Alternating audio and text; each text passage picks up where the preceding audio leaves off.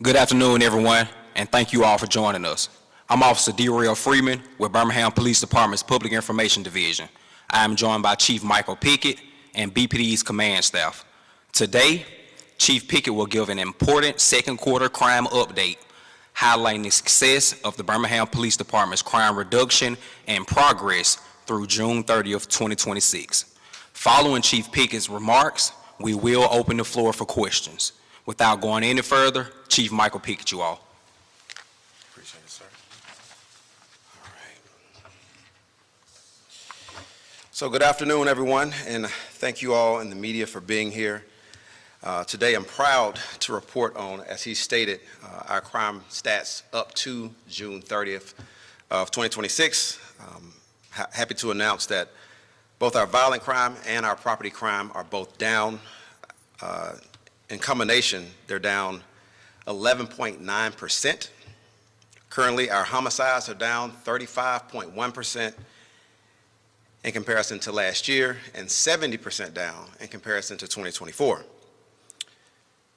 At this time last year, there were, not last year, but in 2024, there were 80 homicides on this day in 2024, and we currently sit at 24 homicides. So we're very thankful for that, and of course last year we were at 37. So at this time we'll go ahead and kind of break down some things via PowerPoint for you all.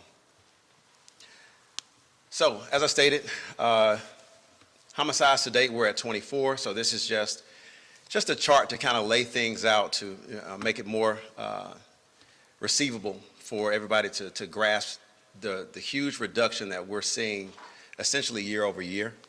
In comparison to where we were 2 years ago. So again, thank you for lowering the lights. We're really, really proud of the work that all the partners have done to get to this reduction, the significant reduction in our homicides. Next slide. So right now we're currently at a 92% clearance rate. I can actually say that we've consistently held 100 for a majority of this year. And for me to be just slightly disappointed because we're not at 100%. It just goes to show how much progress that we've made. Of course, knowing that the national average is hovering around 50%. Some departments are trying to creep up towards 60, but BPD is on its worst day at about 92%. So moving forward, this is again just a chart showing the progress. Of course, we monitor and we analyze data, so we do see the slight increase in June. And of course, we're taking the proper measures to address that, and I'll talk about some things to help address what we see as an uptick, just like you do, that occurred in June. One thing I did want to highlight is that we will continuously work to arrest any and everybody that has committed a crime in our city. This is an arrest that occurred on June 25th.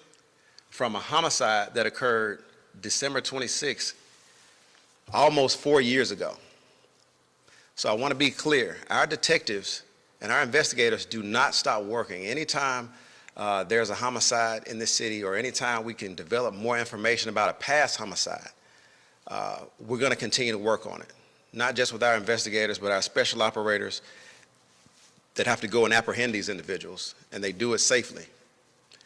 We never stop working for the community. We never stop working for the families that have lost someone. So I just wanted to highlight that this is a very recent arrest by our violent criminal apprehension team from a 2022 homicide. All right, so we're going to get into some crime stats. We're going to get into the data. Myself, my command staff, and of course these 4 precinct captains, we meet twice a week during ComStat, and we discuss everything you see here in detail. These captains that you see to my right and your left, they actually know note for note, call for call, exactly what's going on in their precincts. They report out to us on specific crimes with names, descriptions of suspects, types of weapon used. They really get granular with it. But I'm proud to say North Precinct, led by Captain Michael Sellers, is currently down in violent crime in comparison to last year by 6.3%. Property crime is down 5.4%, And total Part 1 crime in North Precinct is down 5.6%. Up next, we have East Precinct. It's led by Captain Raymond Cochran. Currently, East Precinct is down 4.1% in total violent crime, 12.4% in total property crime, for a total Part 1 crime reduction of 10.8%. Next, we have South Precinct, led by Captain Joe Roberts. At South Precinct, they are currently down 16.7% in total violent crime, and they're also down a whopping 21.2% in total property crime, for a total Part 1 crime reduction of 20.6%. And lastly, we have West Precinct, that's led by Captain Josh Osborne. They're currently down 8.9% in total violent crime. They're down 7% in total property crime, for a total of 7.5% total Part 1 reduction. So collectively, our city stats show total violent crime is down 8.7%. Again, this is in comparison to last year, when last year we had a significant improvement in total violent crime. And then also 12.8% in property crime, for a total Part 1 reduction of 11.9%. Again, this is not just homicides, which we typically talk about. This is total Part 1 crime, down almost 12%. One of the other things we want to focus on, and we have been focusing on under the leadership of our Deputy Chief of Patrol, Heath Boackle, our weekly response times. When people call 911, we want to be able to respond faster. We want to be able to respond better. But before we can respond better, we have to get there first. So we're proud to announce that currently we have a reduction in our response time of 31.02%, meaning essentially BPD is getting there sooner. Now, we know some folks still call police, and it still takes a few minutes to get there because we have to prioritize our calls. We have to prioritize our calls. I'm not going to call them up right now, but DC Boackle knows exactly how many 911 calls go out and we're dispatched to, and it's in the thousands. It's an extremely high call volume. So we're trying to get to everyone's concern, whether it's, a noisy dog from next door that keeps barking, or whether it's some shots fired or a burglary, whatever it is, we're trying to make sure that we get there in a timely manner. And I'm very proud that we have a significant reduction of 31% in our response times.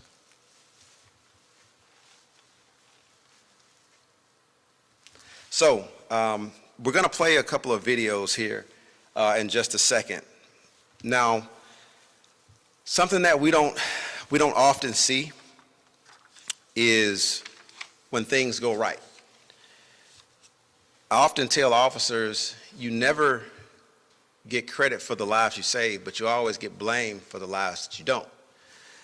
That being said, I want to acknowledge something that we don't see, and this is some of the incidents that occur in our city where things get out of control. We either preemptively see it, someone from the public calls us, and we quickly respond. We address the issue that has perhaps gotten out of hand, okay, and we address it where there's no issues, there's no shots fired, there's no one injured, there's no one killed. No one talks about that, but we do that daily. So I want to take a moment to highlight the hard work that our men and women do, the planning that goes into it. Our analysts are constantly watching social media and other means to figure out what's going on, where it's going on, so we can get there and actually stop it before something happens. So we'll go ahead and play this first video.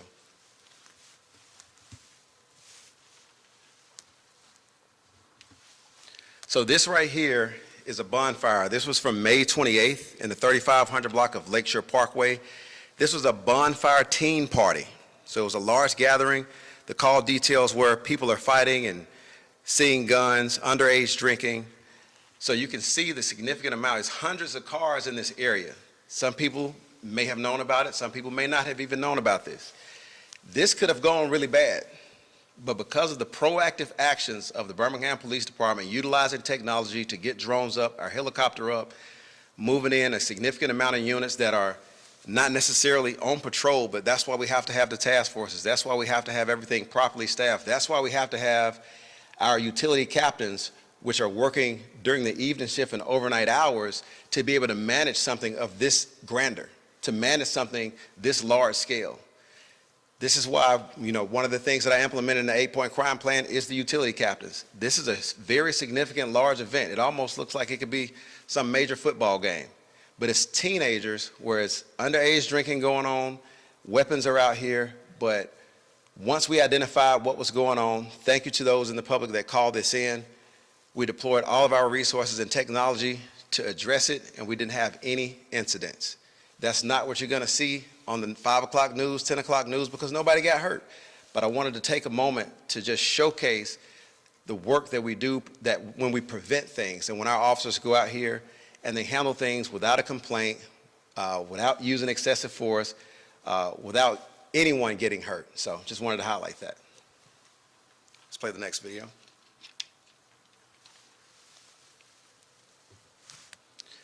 So this is another team party. So we're doing everything we can to manage things that pop up with our young people. We know school is out, and we know parties they want to hang out, they want to do things, but we have to manage that. And that's why we urge parents to assist us in knowing where your kids are.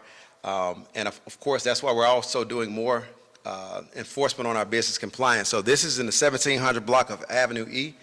This is essentially, I would call it an unsupervised teen party at an event center. This event center was operating as an event center, did not have a business license as an event center.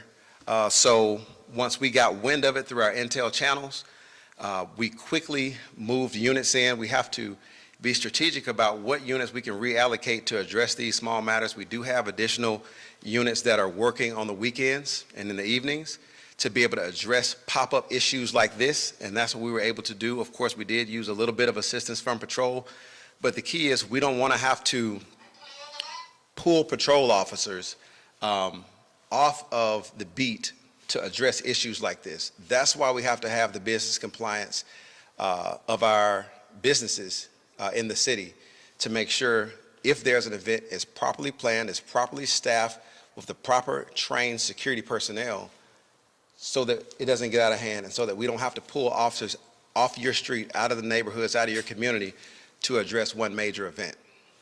And there may be a little bit more video that we were able to pull from social media.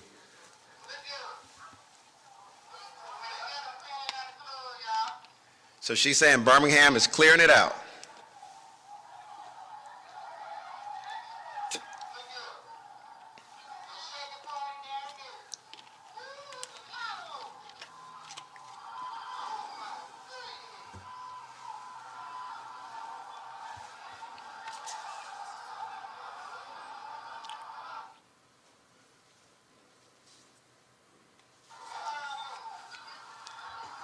So you see there's a ton of teens, ton of teenagers. So we continue to urge the parents, please know where your kids are. And our businesses, please be responsible, essentially to prevent issues like that getting out of hand. And if that goes unchecked, you all can see that something could possibly go wrong in that situation. This is an example of when our business compliance unit comes in and addresses an issue. This is the number of resources it takes if there's something that's wrong. Now, this has been cleared out, but this is the amount of police that have to respond to one of these businesses if they don't operate within the means and within the guidelines that are set forth by the Public Safety Committee on our Birmingham City Council. So it's very important that we enforce that. And we're very thankful for our partners, of course, with the Birmingham City Council and the mayor for them being able to assist us with the proper ordinances, for example, like the fielder ordinance and things of that nature that help assist us to prevent loss of life. We saw 2024 how bad it can be with clubs, and we want to try to make sure we never see that again. So there's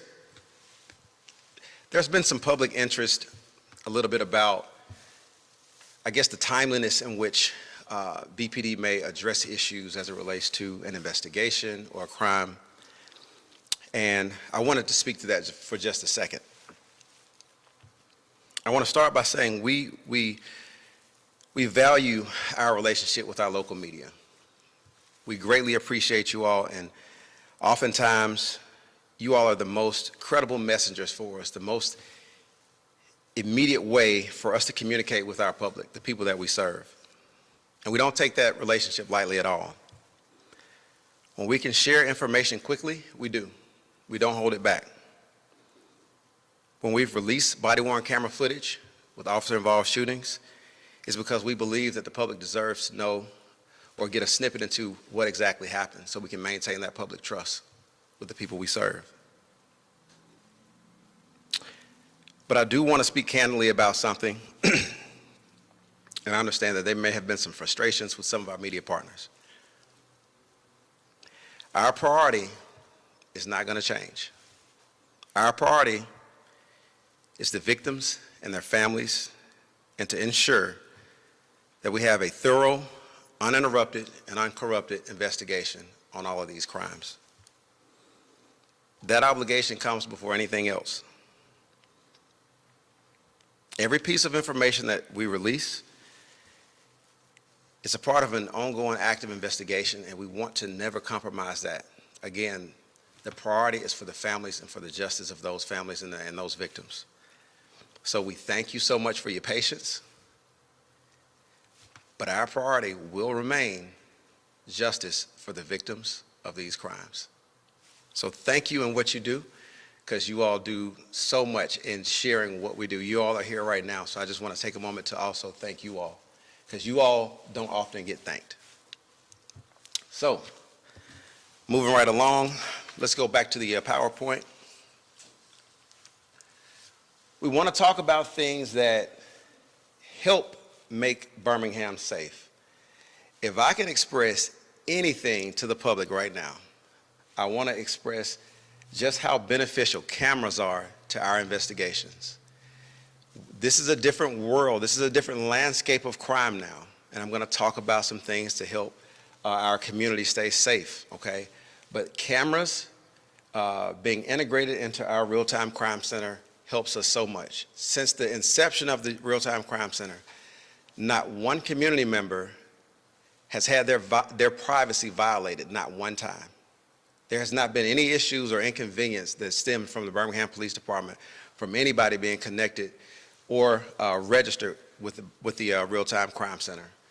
But what I can tell you is we have solved hundreds of crimes. We have solved many, many homicides, probably even hundreds of homicides, to be quite honest with you, with the help of folks just having cameras on their homes, Ring doorbell cameras, and just being connected with us. If they're not connected or integrated, they can be registered. We can send them a link, and they can give us access just for a second, get the information we need, and then they can put us back out. All of these small things help. So I just want to reiterate that we're in a landscape now, and you see it in all major cities. The more cameras they have, essentially the safer they are. It's too much going on for us to sit and watch someone individually as Big Brother or anything like that. It's way too much going on. So in order to keep up with savvy criminals that use all kinds of means to manipulate a various amount of things, stolen vehicles and what have you, the more cameras we have, the better we can track where these individuals go when they violate you or one of your loved ones.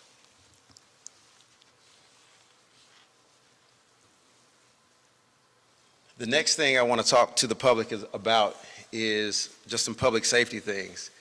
One of the biggest things that we're seeing that's new is scamming. You've heard every agency probably across the state and really across the nation discuss the increase in scams. Those who are most vulnerable are your kids. If they have access to a phone, they have access to bank accounts, things of that nature, and the elderly, possibly your parents, aunts, uncles, or some of our seniors. They're the primary targets. But as we stated in previous communications, we had a young lady from another agency that we had to work with two other agencies who was in her 20s, and she got scammed for over $80,000. So it has no age limit, but we do know who are most vulnerable are those who are our youth and our seniors. So these are some of the various ways that they target you. And when sometimes you might get one of those phone calls where it's nothing on the end, it's a random number, you hear nothing on the other side, and you're saying hello, hello, hello. They could be trying to get your voice so that they can then call either your banking institution or whatever it is to basically to fake you, to fake your voice, to make the person on the other end feel like it's actually you. They're utilizing AI. They're utilizing, and what I was just speaking about is the deep fake video and phone calls. They can create images of you. They can replicate your voice.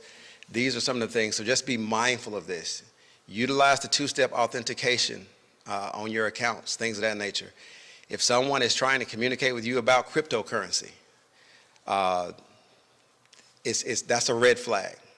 It is a red flag if there's any request for a deposit in cryptocurrency. If there's any, I'm going to send you a check, you deposit it, send me something back, all that stuff, we've seen it for years.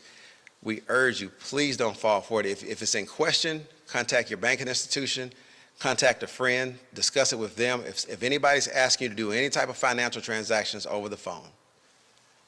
Okay. All right, let's see. So essentially, that will pretty much conclude the stats portion of it. I do want to say, I want to thank all the men and women that work for the Birmingham Police Department for the hard work that they do every day, and man, it's been scorching. It has been hot over the last couple of weeks, and we're out there. They have the vest on, they have all the gear on, and they're continuing to work hard no matter what the weather is to make sure our community is safe. I want to thank all of our partners, local, state, and federal. We could not do this without our partnerships. I want to thank the community for the consistent calls, for the patience, for the understanding. Regardless of what the situation is, the patience for us to get there, the understanding if you've been victimized, and our detectives are diligently working on it. We thank you for your patience in that. There's no question that we're seeing significant reduction in crime. Our city is moving in the right direction. Our crime is going down. Our crime is moving in the right direction.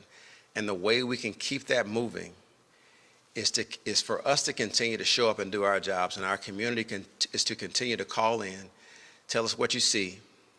Don't be afraid. Tell us what you see. We have to continue to make criminals uncomfortable in this city. We will not be fearful. We will not be fearful. We will make that criminal element in our city uncomfortable. I think we have shown that. We will continue to show that.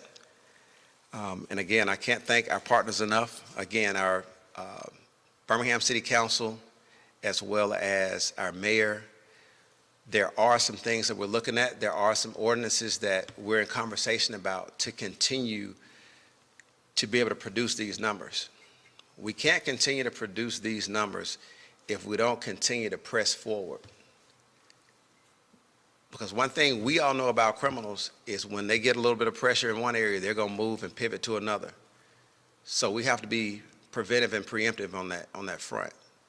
So we can kind of see what's coming around the bend. So that's why we have to utilize tools, not just technology like drones and helicopters and cameras and other means. We also have to use local laws, ordinances. When we see things are getting out of hand, we put things in place to hold folks in compliance, to make sure that all of our communities are safe, to make sure all of our children are safe, and make sure all our seniors are safe. So with that being said, I can close out and I'll open it up for questions. Yes, ma'am. Can you just kind of speak to the numbers that we saw in June versus the rest of the year, and then now moving into the 4th of July weekend and the rest of summer, any initiatives and plans you all have in place to make sure summer goes smoothly? Absolutely. So actually, I was at a press conference earlier with Sheriff Mark Petway and his team. Operation Safe Summer is one of the things that we've done now. We had an uptick in June, which we had a total of 7 homicides in June. You know what the average number was for homicides in 2024? It was around 14. In 2024, the summer months went something like this. In June, there were 18. In July, there were 18. In August, there were 14. And in September, there were 19. We're moving in the right direction. There's always going to be fluctuation.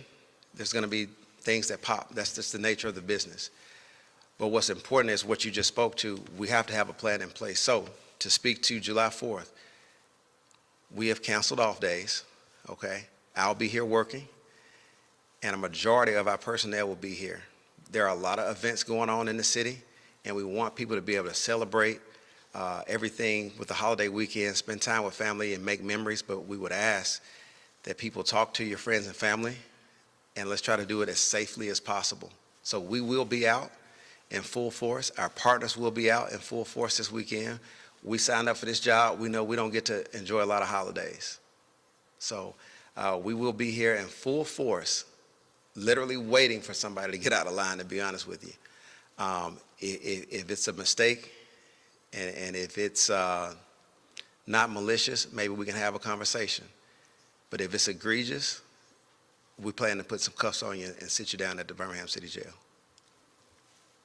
Any other questions? Speaking of the Birmingham City Jail. Yes. There have been some deaths that have occurred. Yes. In the month of June.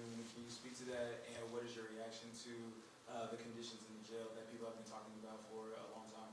Yeah, and as you say, it's been going on for a long time. So our top priority is the safety of all inmates as well as all of our personnel that works there. We know that, some of the facilities in the city, this is an older city, so, there's room for improvements. And we're consistently working with the mayor's office to work on the conditions and things of that nature to make sure everything's up to par. And I think that is going smoothly right now. So we have a really good plan in place, working with the mayor's office to get all those issues addressed. Yes, sir. Talk about the number in June again. Is there any seasonal or national trends that may suggest there's a reason for that uptick, or is it just kind of like an outlier and an downward trend? Yeah, so the uptick wasn't a huge uptick. It was only about 3, right? We've, on average, we're about 4 homicides a month, which is a drastic reduction. In June, we had 7, okay? So you can't predict crime, but you can respond to it. So that being said, it is summer months, as was stated. We do know that more people are out and about, more people are moving around. So there's more activity. Where there's more activity, there's more opportunity for crime. In the winter months, more people are inside, less social interactions, things of that nature. So crime could typically go down. Robberies could typically go up because of the holidays. So we do follow trends, but we just make sure that when something does happen, that we respond effectively. Yes, sir. Back to Birmingham City Jail. Is there an update in the investigations into the deaths of the inmates who were killed in police custody or not in police custody? So there's no updates at this time, but they're still working on. I'm sure the coroner's office is looking through whatever they need to look through. And of course, we're doing a review of all protocols and make sure everything was done as it should. Unfortunately, some things you just cannot prevent. So. Thank y'all. At this time, that does conclude this press conference. Thank you all for joining us. We will be